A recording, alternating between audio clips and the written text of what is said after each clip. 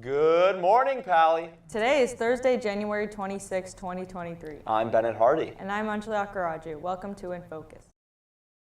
Pally will be hosting the first major film in our performing arts theater, Star Wars: The Empire Strikes Back. Starting at 7 p.m. this Saturday, tickets will be free for all students from PAUSD schools and $5 for adults and non-students.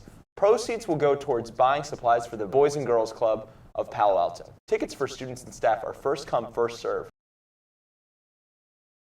One of the growing challenges facing society as a whole is homelessness. InFocus reporter Claire Qin spoke with a number of sources to bring you to the story of how Palo Alto's churches has made it their mission to tackle this prevalent issue while facing resistance from local residents. Located on Embarcadero and Lewis Road, the First Congregational Church of Palo Alto, FCCPA, was officially organized in 1900. Since its founding, the church has been committed to a tradition of strong service to the community, offering programs such as a weekday nursery school, adult education, music programs, and more. Earlier this year in July, the church secured the city's tentative approval for a safe parking program, and now welcomes unhoused individuals to its parking lot, becoming the third congregation in Palo Alto to host such a program, with site operator Move Mountain View. Associate Pastor Eileen Altman has more on the reasons behind the church's decision. Well, we are very inspired by the work that Move Mountain View has been doing over the last several years to support vehicle dwellers. So for us as Christians, this is part of our faith journey that we're supposed to provide support and care for those who are in need. In addition to having a safe place to park overnight, program participants are provided with resources such as bathrooms, showers, and case management. Move Mountain View's director, Amber Stein, has more on the program and its impact. Talking about family units with maybe single mom with children. And so they're pretty vulnerable. So the parking lot gives a huge amount of safety.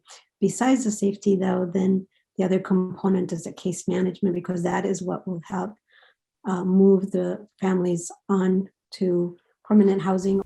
One of the participants of this program, who wished to remain anonymous, shares his story of how he moved here from Arizona after losing his job in the midst of the pandemic and is now living in these safe parking programs while waiting for his work permit to be renewed.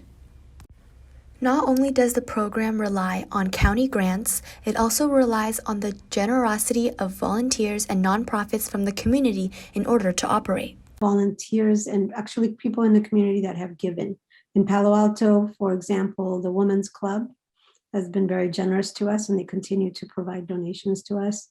Since the launch of the program in the First Congregational Church of Palo Alto, many neighborhood residents have expressed worries about whether the program would create a safety hazard for the neighborhood, such as rises in crime.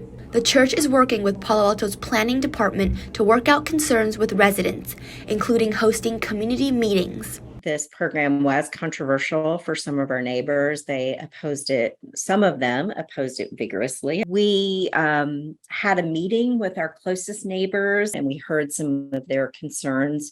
Furthermore, Palo Alto planner Emily Foley explains the program requirements that all prospective participants must meet. As a part of having a legally registered vehicle, they must have a valid driver's license. And that also requires car insurance. They also must be willing to participate in county case management. Ultimately, it is the people in these programs that are the most vulnerable. But what I learned from it was the recognition of how many people really are afraid of folks who are experiencing homelessness. I think there's a stereotype about what those folks look and act like that doesn't really match up with reality. Empathy and conversation are the cornerstones of a community, and it is important that we continue to use these tools to achieve the greater good. For InFocus, I'm Claire Qin. Thanks, Claire.